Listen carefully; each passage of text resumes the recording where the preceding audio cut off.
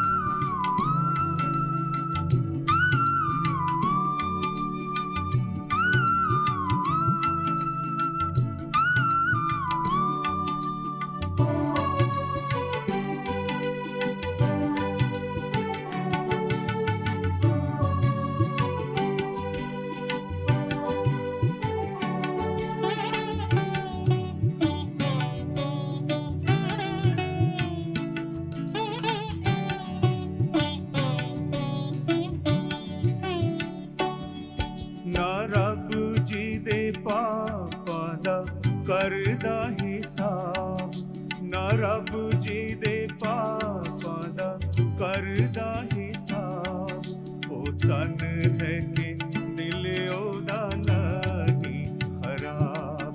ਉਹ ਤਨ ਹੈ ਕਿ ਦਿਲ ਉਹਦਾ ਨਹੀਂ ਖਰਾਬ। ਉਹ ਤਨ ਜੀ ਦੇ ਬਖਸ਼ੇ ਗਏ ਸਭ ਗੁਨਾਹ ਤੇ ਢਕੇ ਗਏ ਸਾਰੇ ਔਗੁਣ ਸਦਾ।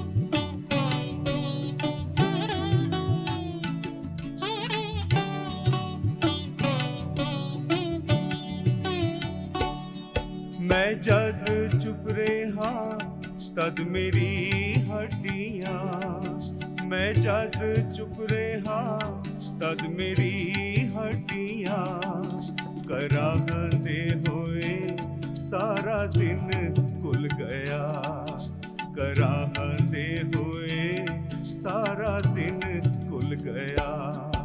ओ तन जी दे बख्शे गए सब गुनाह ते ढके गए सारे औगुण सदा।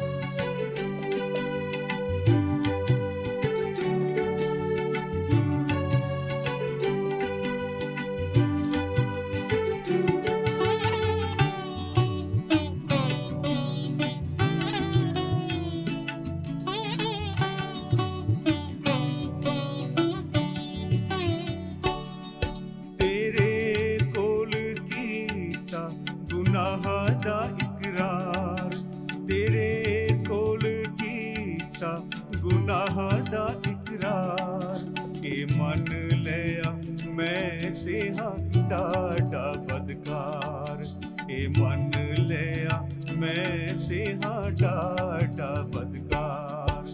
ओ तन जी दे बख्शे गए सब गुनाह ते ढके गए सारे औगुण सदा। ओ तन जी दे बख्शे गए सब गुनाह ते ढके गए सारे औगुण सदा। ਅੱਜ ਦੇ ਇਸ ਦਿਸ਼ਾ ਪ੍ਰਵਰਤਨ ਪ੍ਰੋਗਰਾਮ ਵਿੱਚ ਤੁਹਾਡਾ ਸਵਾਗਤ ਕਰਦਾ ਹਾਂ। ਅੱਜ ਦੇ ਪ੍ਰੋਗਰਾਮ ਦੀ ਰੂਪਰੇਖਾ ਇਸ ਤਰ੍ਹਾਂ ਹੈ। ਇੱਕ ਘਰ ਜੋ ਪਹਾੜ ਤੇ ਹੈ। ਨੰਬਰ 1, ਵਿਸ਼ਵਾਸ ਦੀ ਵਿਸ਼ੇਸ਼ਤਾ ਹੈ ਕਿ ਉਹ ਪੀੜ੍ਹੀ ਦਰ ਪੀੜ੍ਹੀ ਵੱਧਦਾ ਚਲਾ ਜਾਂਦਾ ਹੈ। ਊੜਾ ਭਾਗ ਵਿਸ਼ਵਾਸ ਪ੍ਰਤੀਤੀ ਕਰਦਾ ਹੈ। ਐੜਾ ਭਾਗ ਵਿਸ਼ਵਾਸ ਦ੍ਰਿੜ ਹੁੰਦਾ ਜਾਂਦਾ ਹੈ। ਈੜੀ ਭਾਗ ਵਿਸ਼ਵਾਸ ਇੱਕ ਵਿਅਕਤੀ ਤੋਂ ਦੂਜੇ ਵਿਅਕਤੀ ਵਿੱਚ ਚਲਾ ਜਾਂਦਾ ਹੈ। ਸੱਸਾ ਭਾਗ ਵਿਸ਼ਵਾਸ ਆਤਮਿਕ ਭਰੋਸਾ ਦਿੰਦਾ ਹੈ। ਨੰਬਰ 2, ਵਿਸ਼ਵਾਸ ਦੀ ਮਹੱਤਤਾ ਹੈ ਕਿ ਉਹ ਪੀੜ੍ਹੀ ਦਰ ਪੀੜ੍ਹੀ ਫੈਲਦਾ ਜਾਂਦਾ ਹੈ। ਊੜਾ ਭਾਗ ਬੱਚਿਆਂ ਤੱਕ ਪਹੁੰਚਦਾ ਹੈ। ਐੜਾ ਭਾਗ ਪੜੋਸੀ ਅਤੇ ਦੋਸਤਾਂ ਤੱਕ ਪਹੁੰਚਦਾ ਹੈ। ਈੜੀ ਭਾਗ ਜਗਤ ਵਿੱਚ ਫੈਲਦਾ ਜਾਂਦਾ ਹੈ।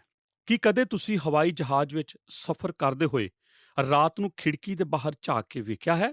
ਮੈਂ ਕਈ ਵਾਰ ਇਸ ਤਰ੍ਹਾਂ ਕੀਤਾ ਹੈ, ਵਿਸ਼ੇਸ਼ ਕਰ ਉਸ ਵੇਲੇ ਜਦ ਮੈਨੂੰ ਨੀਂਦ ਨਹੀਂ ਆਉਂਦੀ। ਕਈ ਵਾਰ ਮੈਂ ਆਪਣੀ ਸੇਵਕਾਈ ਦੇ ਟੂਰ ਤੋਂ ਵਾਪਸ ਘਰ ਜਾਂਦੇ ਹੋਏ ਥਕਾਵਟ ਮਹਿਸੂਸ ਕਰਦਾ ਸੀ ਅਤੇ ਚਾਹੁੰਦਾ ਸੀ ਕਿ ਜਲਦੀ ਘਰ ਪਹੁੰਚ ਜਾਵਾਂ। ਉਸ ਵਕਤ ਜਹਾਜ਼ ਖੁੱਲ੍ਹੀ ਜ਼ਮੀਨ ਜਾਂ ਜੰਗਲ ਵਿੱਚ ਗੁਜ਼ਰ ਰਿਹਾ ਹੁੰਦਾ ਸੀ।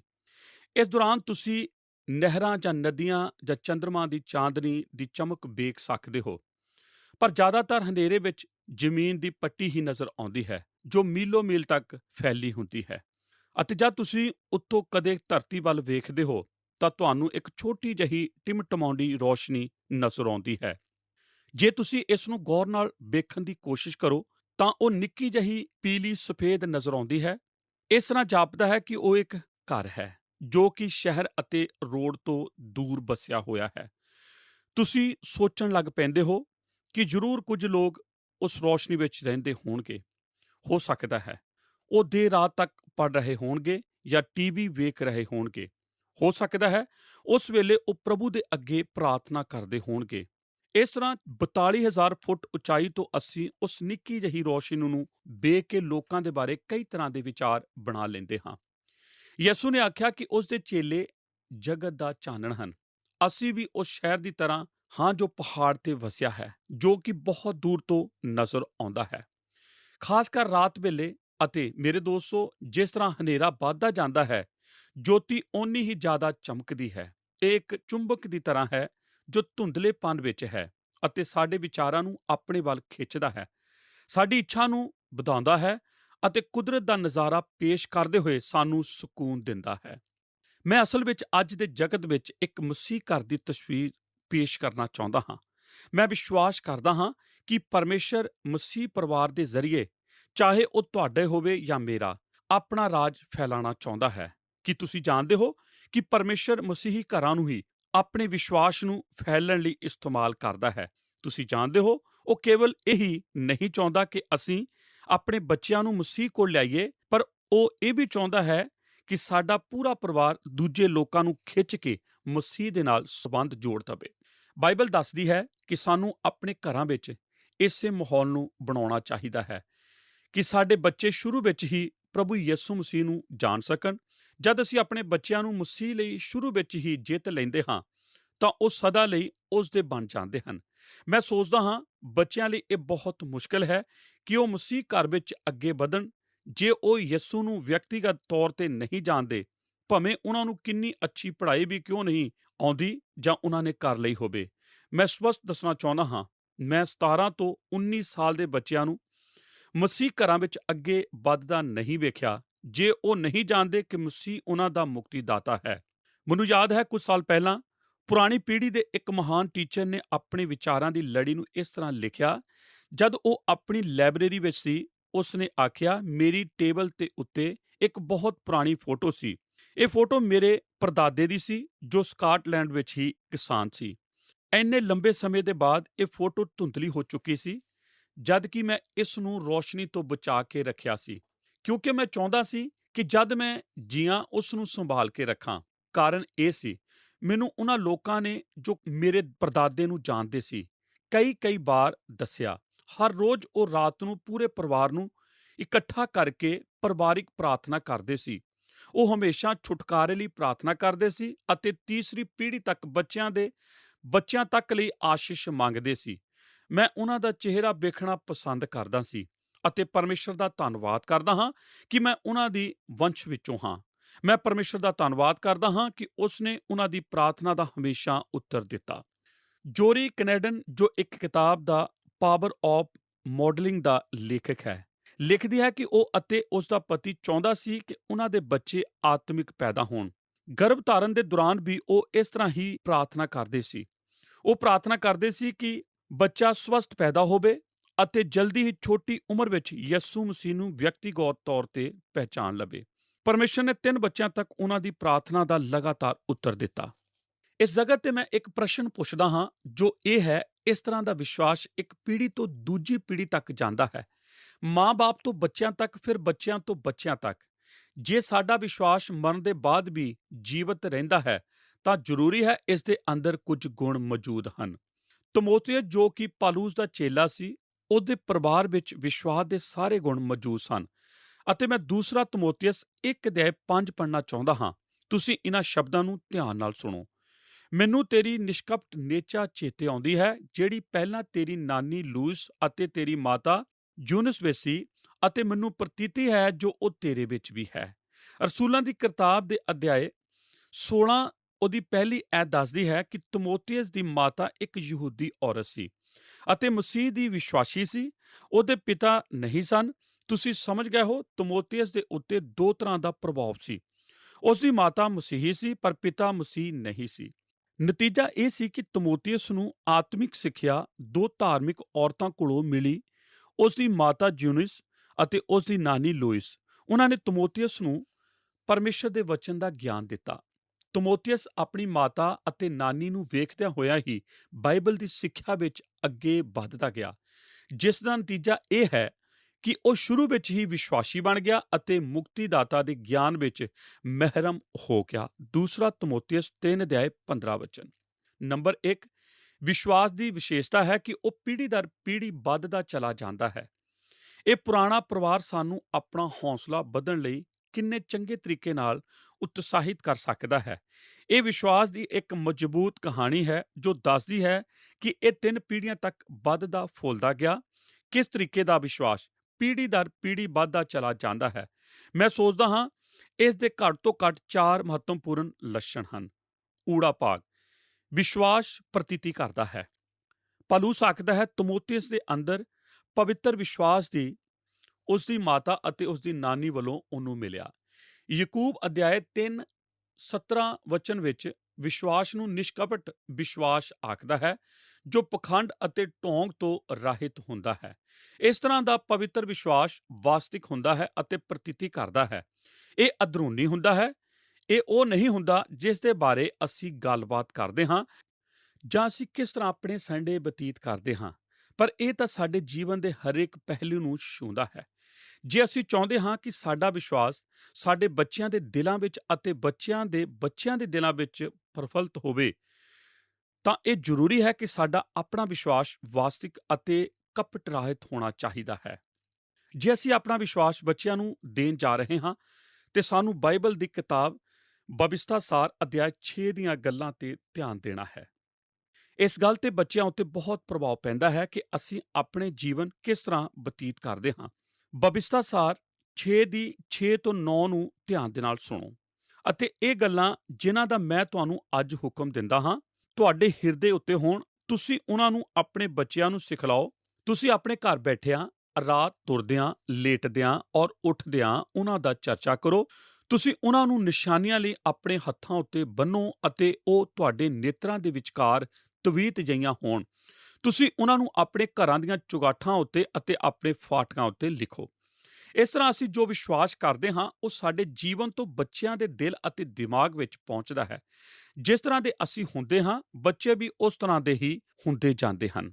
ਜਦ ਮੈਂ ਆਪਣੀ ਪੁਰਾਣੀ ਜ਼ਿੰਦਗੀ ਨੂੰ ਇੱਕ ਮਸੀਹੀ ਪਰਿਵਾਰ ਵਿੱਚ ਵੇਖਦਾ ਹਾਂ ਤਾਂ ਅਹਿਸਾਸ ਕਰਦਾ ਹਾਂ ਕਿ ਇਸ ਗੱਲ ਨਾਲ ਮੇਰੇ ਜੀਵਨ ਵਿੱਚ ਕੋਈ ਖਾਸ ਮਜ਼ਬੂਤੀ ਨਹੀਂ ਆਈ। ਮਜ਼ਬੂਤੀ ਤਾਂ ਤਦ ਆਈ ਜਦ ਮੈਂ ਆਪਣੀ ਨੂੰ ਰੋਜ਼ ਅੱਖਾਂ ਵਿੱਚ ਹੰਝੂਆਂ ਨਾਲ ਆਪਣੇ ਸੌਣ ਦੇ ਕਮਰੇ ਤੋਂ ਬਾਹਰ ਆਉਂਦਿਆਂ ਵੇਖਦਾ ਸੀ। ਹੰਝੂ ਉਸ ਦੀਆਂ ਗੱਲਾਂ ਤੱਕ ਹੁੰਦੇ ਸਨ। ਇਹ ਗੱਲਾਂ ਦੱਸਦੀਆਂ ਸਨ ਕਿ ਉਸ ਨੇ ਆਪਣੇ ਹਰੇਕ ਬੱਚੇ ਲਈ ਪ੍ਰਾਰਥਨਾ ਕੀਤੀ ਹੈ। ਕਈ ਵਾਰ ਤੁਸੀਂ ਵੀ ਆਪਣੀ ਮਾਂ ਨੂੰ ਝਾਕ ਕੇ ਵੇਖਦੇ ਹੋ ਕਿ ਉਹ ਪ੍ਰਾਰਥਨਾ ਕਰ ਰਹੀ ਹੈ। ਮੈਂ ਤੁਹਾਨੂੰ ਦੱਸਦਾ ਹਾਂ ਕਿ ਇਸ ਤਰ੍ਹਾਂ ਗੱਲ ਦਾ ਤੁਹਾਡੇ ਉੱਤੇ ਬਹੁਤ ਪ੍ਰਭਾਵ ਪੈਂਦਾ ਹੈ, ਵਿਸ਼ੇਸ਼ ਕਰਕੇ ਜਦ ਤੁਸੀਂ ਜਵਾਨ ਬੱਚੇ ਹੁੰਦੇ ਹੋ। ਅਤੇ ਮੈਂ ਜਾਣਦਾ ਹਾਂ ਮੇਰੀ ਮਾਂ ਸਾਡੇ ਲਈ ਰੋਜ਼ ਪ੍ਰਾਰਥਨਾ ਕਰਦੀ ਸੀ। ਇਹ ਉਸ ਦੀ ਜ਼ਿੰਦਗੀ ਦਾ ਇੱਕ ਹਿੱਸਾ ਸੀ ਅਤੇ ਮੇਰੇ ਪਿਤਾ ਨੇ ਵੀ ਮੈਨੂੰ ਪਵਿੱਤਰ ਵਿਸ਼ਵਾਸ ਦੇ ਬਾਰੇ ਬਹੁਤ ਕੁਝ ਸਮਝਾਇਆ। ਇੱਕ ਛੋਟੇ ਕਾਲਜ ਦੇ ਅਧਿਆਪਕ ਹੋਣ ਦੇ ਨਾਤੇ ਉਹਨਾਂ ਨੇ ਸਿਖਾਇਆ ਕਿ ਇੱਕ ਕਠੋਰ ਦਬਾਅ ਨੂੰ ਕਿਸ ਤਰ੍ਹਾਂ ਸਹਿਣਾ ਚਾਹੀਦਾ ਹੈ। ਜਦ ਸਾਡੇ ਕੋਲ ਇੰਨਾ ਪੈਸਾ ਨਹੀਂ ਹੁੰਦਾ ਸੀ ਕਿ ਅਸੀਂ ਆਪਣੀਆਂ ਜ਼ਰੂਰਤਾਂ ਨੂੰ ਪੂਰਾ ਕਰ ਸਕੀਏ, ਮੈਂ ਵੇਖਦਾ ਸੀ ਕਿ ਕਿਸ ਤਰ੍ਹਾਂ ਮੇਰੇ ਪਿਤਾ ਇਸ ਮੁਸੀਬਤ ਦਾ ਸਾਹਮਣਾ ਬੜੇ ਧੀਰਜ ਨਾਲ ਅਤੇ ਸੱਚਾਈ ਨਾਲ ਕਰਦੇ ਸੀ। ਮੈਂ ਆਪਣੇ ਮਾਤਾ-ਪਿਤਾ ਨੂੰ ਵੇਖ ਕੇ ਬਹੁਤ ਕੁਝ ਸਿੱਖਿਆ ਅਤੇ ਜੋ ਕੁਝ ਮੈਨੂੰ ਸਿਖਾਇਆ ਜਾਂਦਾ ਸੀ ਉਸ ਦਾ ਪ੍ਰਭਾਵ ਇੰਨਾ ਨਹੀਂ ਸੀ। ਮਸੀਹ ਘਰ ਵਿੱਚ ਆਪਣੇ ਮਾਤਾ-ਪਿਤਾ ਦੇ ਰਹਿਣ-ਸਹਿਣ ਅਤੇ ਕੰਮ ਕਰਨ ਦੇ ਤਰੀਕੇ ਨੂੰ ਵੇਖ ਕੇ ਸਮਝ ਜਾਂਦਾ ਸੀ ਕਿ ਪਰਮੇਸ਼ਰ ਦਾ ਆਤਮਾ ਹਰ ਰੋਜ਼ ਕਿਸ ਤਰ੍ਹਾਂ ਸੰਭਾਲਦਾ ਹੈ। ਮੈਂ ਇਹ ਨਹੀਂ ਦੱਸਣਾ ਚਾਹੁੰਦਾ ਕਿ ਮੇਰੇ ਡੈਡੀ ਇੱਕ ਸਿੱਧ ਵਿਅਕਤੀ ਸਨ, ਕਿਉਂਕਿ ਉਹ ਨਹੀਂ ਸਨ। ਮੇਰੇ ਡੈਡੀ ਬਹੁਤ ਬਵਿਸਤ ਰਹਿੰਦੇ ਸੀ, ਕਈ ਵਾਰ ਤਾਂ ਬਹੁਤ ਹੀ ਜ਼ਿਆਦਾ। ਪਰ ਪਵਿੱਤਰ ਵਿਸ਼ਵਾਸ ਲਈ ਇਹ ਜ਼ਰੂਰੀ ਨਹੀਂ ਕਿ ਅਸੀਂ ਸਿੱਧ ਹੋਈਏ। ਕਈ ਵਾਰ ਮੈਂ ਵੇਖਿਆ ਹੈ ਕਿ ਮੁਸੀਬਤਾਂ ਵਿੱਚ ਵੀ ਉਹਨਾਂ ਦਾ ਵਿਸ਼ਵਾਸ ਲੜਖੜਾਉਂਦਾ ਨਹੀਂ ਸੀ। ਉਹ ਵਿਸ਼ਵਾਸ ਕਰਦੇ ਸੀ ਕਿ ਉਹਨਾਂ ਦਾ ਪਰਮੇਸ਼ਰ ਦਇਆ ਅਤੇ क्षमा ਕਰਨ ਵਾਲਾ ਪਰਮੇਸ਼ਰ ਹੈ। ਇਸ ਤਰ੍ਹਾਂ ਹੀ ਇੱਕ ਮਸੀਹ ਘਰ ਵਿੱਚ ਰਹਿੰਦੇ ਹੋਏ ਜਦ ਤੁਸੀਂ ਆਪਣੇ ਮਾਤਾ-ਪਿਤਾ ਵੱਲ ਵੇਖਦੇ ਹੋ ਕਿ ਉਹ ਸਿੱਧ ਨਹੀਂ ਹਨ ਪਰ ਪਰਮੇਸ਼ਰ ਤੇ ਵਾਸਤਵਿਕ ਵਿਸ਼ਵਾਸ ਰੱਖਦੇ ਹਨ, ਤਾਂ ਤੁਹਾਡੇ ਉੱਤੇ ਬਹੁਤ ਪ੍ਰਭਾਵ ਪੈਂਦਾ ਹੈ। ਉਹ ਹਰੇਕ ਆਪਣੀ ਛੋਟੀ ਗਲਤੀ ਨੂੰ ਸਵੀਕਾਰ ਕਰਦੇ ਹਨ ਅਤੇ ਦਇਆ ਲਈ ਪਰਮੇਸ਼ਰ ਤੇ ਨਿਰਭਰ ਕਰਦੇ ਹਨ। ਇਹੀ ਅਸਲੀ ਸੱਚਾ ਵਿਸ਼ਵਾਸ ਹੁੰਦਾ ਹੈ। ਅਤੇ ਮੈਂ ਜਾਣਦਾ ਹਾਂ ਕਿ ਮੇਰੇ ਮਾਤਾ-ਪਿਤਾ ਆਪਣੇ ਦਿਲ ਨਾਲ ਪਿਆਰ ਕਰਦੇ ਸੀ, ਜਿਸ ਨੂੰ ਮੈਂ ਉਹਨਾਂ ਦੇ ਜੀਵਨ ਵਿੱਚ ਵੇਖਦਾ ਸੀ। ਇਸ ਤਰ੍ਹਾਂ ਮੈਂ ਉਹਨਾਂ ਦਾ ਵਿਸ਼ਵਾਸ ਆਪਣੇ ਅੰਦਰ ਲੈ ਲਿਆ। ਮੈਨੂੰ ਯਾਦ ਹੈ ਕੁਝ ਸਾਲ ਪਹਿਲਾਂ ਮੈਂ ਕੁਝ ਪੰਕਤੀਆਂ ਪੜ੍ਹੀਆਂ ਜੋ ਇਸ ਗੱਲ ਦੇ ਬਾਰੇ ਹੀ ਦੱਸ ਰਹੀਆਂ ਸਨ। ਉਹ ਇਹ ਹਨ: ਮੈਂ ਤੁਹਾਨੂੰ ਕਈ ਸਾਲਾਂ ਤੱਕ ਬਹਾਦਰੀ ਨਾਲ ਖੜਾ ਵੇਖਿਆ ਪਰ ਡਰ ਦਾ ਕੋਈ ਅੰਸ਼ ਨਾ ਵੇਖ ਸਕਿਆ। ਮੈਂ ਤੁਹਾਨੂੰ ਪਰੇਸ਼ਾਨੀ ਵਿੱਚ ਸ਼ਾਂਤ ਖੜੇ ਵੇਖਿਆ ਪਰ ਕੜਵਾਹਟ ਦਾ ਕੋਈ ਚਿੱਤ ਨਾ ਲੱਭ ਸਕਿਆ। ਮੈਂ ਤੁਹਾਨੂੰ ਦੁੱਖ ਵਿੱਚ ਪ੍ਰਾਰਥਨਾ ਕਰਦੇ ਹੋਏ ਖਲੋਤੇ ਵੇਖਿਆ ਪਰ ਅਵਿਸ਼ਵਾਸ ਤੁਹਾਡੇ ਅੰਦਰ ਨਾ ਵੇਖ ਸਕਿਆ। ਤੁਹਾਨੂੰ ਯਿਸੂ ਮਸੀਹ ਨਾਲ ਗੱਲਾਂ ਕਰਦੇ ਹੋਏ ਵੇਖਿਆ। ਤੁਹਾਡੇ ਜੀਵਨ ਤੋਂ ਮੈਂ ਤੁਹਾਡੇ ਵਿਸ਼ਵਾਸ ਨੂੰ ਪ੍ਰਾਪਤ ਕੀਤਾ। ਇਸ ਤਰ੍ਹਾਂ ਤੁਸੀਂ ਸਮਝ ਗਏ ਹੋਵੋਗੇ ਕਿ ਵਿਸ਼ਵਾਸ ਕਿਸ ਤਰ੍ਹਾਂ ਪੀੜ੍ਹੀ ਤੋਂ ਪੀੜ੍ਹੀ ਤੱਕ ਆਉਂਦਾ ਹੈ। ਸਾਨੂੰ ਪ੍ਰਾਰਥਨਾ ਕਰਨੀ ਚਾਹੀਦੀ ਹੈ ਕਿ ਪਰਮੇਸ਼ਰ ਪਹਿਲਾਂ ਸਾਨੂੰ ਇਹ ਦੇਵੇ। ਜੇ ਸਾਡੇ ਕੋਲ ਹੀ ਨਹੀਂ ਹੋਵੇਗਾ ਤਾਂ ਦੂਜੇ ਨਾਲ ਕਿਸ ਤਰ੍ਹਾਂ ਵੰਡਾਂਗੇ। ਜੇ ਅਸੀਂ ਹਰ ਹਾਲ ਵਿੱਚ ਪਰਮੇਸ਼ਰ ਦੇ ਨਾਲ ਚੱਲਦੇ ਹਾਂ ਤਾਂ ਇਸ ਗੱਲ ਨਾਲ ਵੀ ਫੈਸਲਾ ਹੁੰਦਾ ਹੈ। ਇਸ ਤਰ੍ਹਾਂ ਹੀ ਵਿਸ਼ਵਾਸ ਸਾਡੇ ਅੰਦਰ ਪੂਰੀ ਤਾਕਤ ਨਾਲ ਕੰਮ ਕਰਦਾ ਹੈ। ਸਾਨੂੰ ਯਿਸੂ ਲਈ ਪਿਆਸੇ ਹੋਣ ਦਾ ਇੱਕ ਨਮੂਨਾ ਬਣਨ ਦੀ ਜ਼ਰੂਰਤ ਹੈ। ਇਹ ਗੱਲ ਜੋਰੀ ਕਿਨਕੇਡ ਨੇ ਲਿਖੀ, ਹਰੇਕ ਵਿਅਕਤੀ ਸੁਨਾਮੇ ਦਿਨਾਂ ਦੀ ਚਾਹਤ ਰੱਖਦਾ ਹੈ ਕਿਉਂਕਿ ਦਿਲ ਵਿੱਚ ਸਕੂਨ ਅਤੇ ਖੁਸ਼ੀ ਪ੍ਰਾਪਤ ਕਰ ਸਕੇ। ਯਿਸੂ ਮਸੀਹ ਨਾਲ ਸਾਡਾ ਸੰਬੰਧ ਹੀ ਬੱਚਿਆਂ ਨੂੰ ਮਜ਼ਬੂਤ ਕਰਦਾ ਹੈ ਕਿ ਉਹ ਵੀ ਆਪਣਾ ਸੰਬੰਧ ਯਿਸੂ ਨਾਲ ਜੋੜ ਲੈਣ। ਯਿਸੂ ਤੱਕ ਭੇਜਣ ਦੀ ਇਹ ਹੀ ਕੁੰਜੀ ਹੈ। ਜੇ ਅਸੀਂ ਧਰਮ ਨੂੰ ਕੁੱਟ-ਕੁੱਟ ਕੇ ਭਰਦੇ ਹਾਂ ਤਾਂ ਉਹ ਬੱਚੇ ਵਿਦਰੋਹੀ ਸਾਬਤ ਹੁੰਦੇ ਹਨ। ਜਦ ਤੱਕ ਸਾਡਾ ਆਪਣਾ ਰਿਸ਼ਤਾ ਯਿਸੂ ਨਾਲ ਠੀਕ ਨਹੀਂ, ਬੱਚਿਆਂ ਨੂੰ ਵੀ ਉਸ ਦੀ ਇੱਛਾ ਪੈਦਾ ਨਹੀਂ ਹੋ ਸਕਦੀ। ਇਹ ਹੀ ਅਸਲ ਕੁੰਜੀ ਹੈ। ਭਾਗ ਐੜਾ, ਵਿਸ਼ਵਾਸ ਦ੍ਰਿੜ ਹੁੰਦਾ ਜਾਂਦਾ ਹੈ। ਪੌਲੁਸ ਆਖਦਾ ਹੈ, ਤਿਮੋਥੀਅਸ ਦਾ ਸੱਚਾ ਵਿਸ਼ਵਾਸ ਪਹਿਲਾਂ ਉਸ ਦੀ ਨਾਨੀ ਲੋਇਸ ਅਤੇ ਮਾਂ ਯੂਨਿਸ ਨੂੰ ਮਿਲਿਆ। ਇੱਥੇ ਮਿਲਿਆ ਸ਼ਬਦ ਦਾ ਅਰਥ ਹੈ ਵਿਸ਼ਵਾਸ ਨੇ ਉਸ ਦੀ ਨਾਨੀ ਅਤੇ ਮਾਂ ਦੇ ਅੰਦਰ ਵਾਸ ਕੀਤਾ। ਇਸ ਵਿਸ਼ਵਾਸ ਦੇ ਅੰਦਰ ਸ਼ਕਤੀ ਅਤੇ ਪੱਕਪਣ ਹੁੰਦਾ ਹੈ। ਮੈਂ ਪੌਲੁਸ ਦੀ ਲਿਖਤ ਵਿੱਚ ਇਹ ਵੇਖਿਆ ਹੈ ਕਿ ਉਹ ਸ਼ਬਦ ਵਾਸ ਕਰਨਾ ਮਹੱਤਤਾ ਹੈ ਅਤੇ ਮਸੀਹ ਲਈ ਇਹ ਹੀ ਅਰਥ ਲਾਗੂ ਹੁੰਦਾ ਹੈ। ਜਿਸ ਤਰ੍ਹਾਂ ਦੂਸਰਾ ਕਰੰਥੀਆਂ 6 ਅਧਿਆਇ 16 ਐਤ ਦੱਸਦੀ ਹੈ, ਅਸੀਂ ਤਾਂ ਅਕਾਲ ਪੁਰਖ ਦੀ ਹੈਕਲ ਹਾਂ, ਜਿਵੇਂ ਪਰਮੇਸ਼ਰ ਨੇ ਵਚਨ ਕੀਤਾ, ਮੈਂ ਉਹਨਾਂ ਵਿੱਚ ਵਾਸ ਕਰਾਂਗਾ। ਦੂਸਰਾ ਤਿਮੋਥੀਅਸ 1 ਅਧਿਆਇ 14 ਵਚਨ ਵਿੱਚ ਇਸ ਤਰ੍ਹਾਂ ਲਿਖਿਆ ਹੈ, ਪਵਿੱਤਰ ਆਤਮਾ ਦੇ ਦੁਆਰਾ ਜੋ ਸਾਡੇ ਵਿੱਚ ਵਸਦਾ ਹੈ, ਉਸ ਭਲੀ ਅਮਾਨਤ ਦੀ ਰਖਵਾਲੀ ਕਰ। ਕੁਲਸੀਆ 3 ਅਧਿਆਇ 16 ਵਚਨ ਦੱਸਦਾ ਹੈ, ਮਸੀਹ ਦਾ ਵਚਨ ਪੂਰੀ ਬੁੱਧ ਨਾਲ ਤੁਹਾਡੇ ਵਿੱਚ ਬਹੁਤਾਤ ਕਰਕੇ ਵਸੇ। ਇਹ ਤਸਵੀਰ ਉਸ ਘਰ ਨੂੰ ਦਰਸਾਉਂਦੀ ਹੈ ਜਿੱਥੇ ਕੋਈ ਹੋਰ ਚੀਜ਼ ਵੀ ਵਾਸ ਕਰਦੀ ਹੈ। ਮਸੀਹ ਇੱਕ ਇਮਾਰਤ ਦੀ ਤਰ੍ਹਾਂ ਹਨ ਜਿਸ ਵਿੱਚ ਵਿਸ਼ਵਾਸ ਵਾਸ ਕਰਦਾ ਹੈ। ਜੇ ਇਸ ਤਰ੍ਹਾਂ ਦਾ ਵਿਸ਼ਵਾਸ ਸਾਡੇ ਅੰਦਰ ਹੈ ਤਾਂ ਸਾਡੇ ਬੱਚੇ ਉਸ ਨੂੰ ਪ੍ਰਾਪਤ ਕਰਨ ਜਾ ਰਹੇ ਹਨ, ਕਿਉਂਕਿ ਸਾਡੇ ਬੱਚੇ ਸਾਡੇ ਅੰਦਰ ਪੱਕੇ ਵਿਸ਼ਵਾਸ ਨੂੰ ਵੇਖਦੇ ਹਨ ਜੋ ਕਿਸੇ ਵੀ ਹਾਲਤ ਵਿੱਚ ਡੋਲਦਾ ਨਹੀਂ। ਸਾਡੇ ਬੱਚੇ ਜਦ ਬੁਰੇ ਸਮੇਂ ਵਿੱਚ ਵੀ ਸਾਡੇ ਅੰਦਰ ਵਿਸ਼ਵਾਸ ਵੇਖਦੇ ਹਨ ਤਾਂ ਉਹਨਾਂ ਤੇ ਬਹੁਤ ਪ੍ਰਭਾਵ ਪੈਂਦਾ ਹੈ। ਸਾਡੇ ਬੱਚੇ ਬੁਰੇ ਸਮੇਂ ਵਿੱਚ ਸਾਡੇ ਵੱਲ ਵੇਖ ਰਹੇ ਹੁੰਦੇ ਹਨ ਕਿ ਇਹ ਵਿਸ਼ਵਾਸ ਸਾਡੇ ਅੰਦਰ ਆਖਿਰ ਤੱਕ ਟਿਕਦਾ ਹੈ ਕਿ ਨਹੀਂ। ਉਹ ਜਾਣਨਾ ਚਾਹੁੰਦੇ ਹਨ ਕਿ ਜਿਸ ਵਿਸ਼ਵਾਸ ਦੇ ਬਾਰੇ ਅਸੀਂ ਬਹੁਤ ਗੱਲਾਂ ਕਰਦੇ ਹਾਂ, ਉਹ ਹੁਣ ਸਾਡੇ ਆਪਣੇ ਅੰਦਰ ਕੰਮ ਕਰਦਾ ਹੈ ਕਿ ਨਹੀਂ। ਕਈ ਵਾਰ ਅਸੀਂ ਇੰਨੇ ਚੇਤਨ ਨਹੀਂ ਹੁੰਦੇ, ਵਿਸ਼ਵਾਸ ਸਾਡੇ ਅੰਦਰ ਆਉਂਦਾ ਹੈ ਅਤੇ ਚਲਾ ਜਾਂਦਾ ਹੈ ਕਿਉਂਕਿ ਅਸੀਂ ਉਸ ਨੂੰ ਆਪਣੇ ਅੰਦਰ ਵਾਸ ਨਹੀਂ ਕਰਨ ਦਿੰਦੇ। ਪੌਲੁਸ ਦੱਸਦਾ ਹੈ ਕਿ ਯੂਨਿਸ ਅਤੇ ਲੂਇਸ ਦੇ ਅੰਦਰ ਵਿਸ਼ਵਾਸ ਵਾਸ ਕਰਦਾ ਸੀ।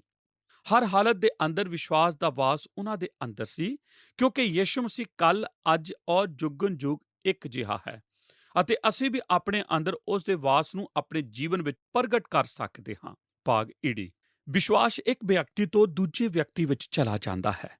ਵਿਲੀਅਮ ਬਾਰਕਲੇ ਨੇ ਇੱਕ ਵਾਰ ਲਿਖਿਆ, ਇੱਕ ਮਸੀਹ ਉਹ ਵਿਅਕਤੀ ਹੈ ਜੋ ਹੈਰਾਨਗੀ ਵਿੱਚ, ਪ੍ਰੇਮ ਵਿੱਚ ਅਤੇ ਪ੍ਰਸ਼ੰਸਾ ਵਿੱਚ ਗੁਆਚਾ ਹੋਇਆ ਹੈ ਅਤੇ ਨਹੀਂ ਜਾਣਦਾ ਕਿ ਪਰਮੇਸ਼ਰ ਨੇ ਉਸ ਲਈ ਕੀ ਕੀਤਾ ਹੈ ਅਤੇ ਦੂਜਿਆਂ ਨੂੰ ਵੀ ਨਹੀਂ ਦੱਸ ਸਕਦਾ ਕਿ ਪਰਮੇਸ਼ਰ ਉਹਨਾਂ ਲਈ ਕੀ ਕਰ ਸਕਦਾ ਹੈ।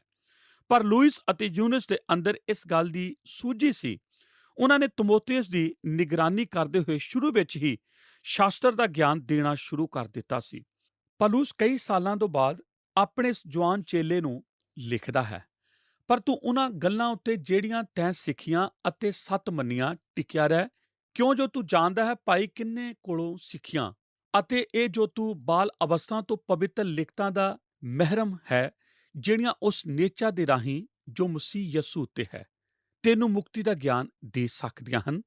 ਦੂਸਰਾ ਤਿਮੋਥੀਅਸ 3 ਅਧਿਆਇ 14 ਤੇ 15 ਵਚਨ। ਲੂਇਸ ਅਤੇ ਯੂਨਿਸ ਪ੍ਰਭੂ ਯਸੂ ਦੇ ਬਾਰੇ ਦੱਸਣ ਵਿੱਚ ਚੁੱਪ ਨਾ ਰਹਿ ਸਕਦੀਆਂ।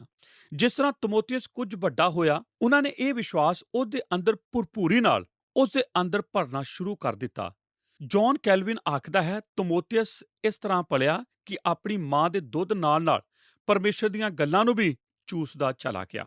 ਸਾਡਾ ਵਿਸ਼ਵਾਸ ਇਸ ਤਰ੍ਹਾਂ ਦਾ ਹੀ ਹੋਣਾ ਚਾਹੀਦਾ ਹੈ ਜੋ ਦੂਜਿਆਂ ਨੂੰ ਵੀ ਛੂ ਲਵੇ। ਸਾਨੂੰ ਇਸ ਚੀਜ਼ ਦੀ ਇੱਛਾ ਹੋਣੀ ਚਾਹੀਦੀ ਹੈ ਕਿ ਅਸੀਂ ਆਪਣੇ ਵਿਸ਼ਵਾਸ ਨੂੰ ਆਪਣੇ ਬੱਚਿਆਂ ਨਾਲ ਵੰਡੀਏ। ਜੇ ਅਸੀਂ ਯਿਸੂ ਮਸੀਹ ਵਿੱਚ ਆਨੰਦਿਤ ਰਹਿੰਦੇ ਹਾਂ ਤਾਂ ਅਸੀਂ ਆਪਣੇ ਬੱਚਿਆਂ ਨੂੰ ਆਤਮਿਕ ਸੰਦੇਸ਼ ਦੇ ਰਹੇ ਹੁੰਦੇ ਹਾਂ ਜਿਸ ਦਾ ਉਹ ਇਨਕਾਰ ਨਹੀਂ ਕਰ ਸਕਦੇ। ਲੇਖਕ ਜੋਰੀ ਕਿਨਕੇਡ ਮਾਂ-ਬਾਪ ਨੂੰ ਸਮਝਦਾਰੀ ਨਾਲ ਸਮਝਾਉਂਦਾ ਹੈ, ਤੁਸੀਂ ਮਸੀਹ ਦੀਆਂ ਗੱਲਾਂ ਦੇ ਕਾਰਨ ਦਰਵਾਜ਼ਾ ਖੋਲ੍ਹਣ ਲਈ ਹਮੇਸ਼ਾ ਤਿਆਰ ਰਹੋ ਤਾਂ ਕਿ ਤੁਹਾਡੇ ਬੱਚੇ ਤੁਹਾਡੀਆਂ ਗੱਲਾਂ ਤੋਂ ਪ੍ਰੇਰਿਤ ਹੋ ਕੇ ਪਰਮੇਸ਼ਰ ਲਈ ਆਪਣੀ ਪਿਆਸ ਨੂੰ ਜਗਾ ਸਕਣ। ਇੱਕ ਘਰ ਜੋ ਪਹਾੜ ਦੇ ਉੱਤੇ ਹੈ। ਦੋਸਤੋ, ਅਸੀਂ ਪਰਮੇਸ਼ਰ ਦੇ ਦਾਸ ਡਾਕਟਰ ਡੇਵਿਡ ਜਰਮਾਇਆ ਦੇ ਕੋਲੋਂ ਇੱਕ ਆਦਰਸ਼ ਮਸੀਹੀ ਪਰਿਵਾਰ ਦੇ ਬਾਰੇ ਸਿੱਖ ਰਹੇ ਸੀ।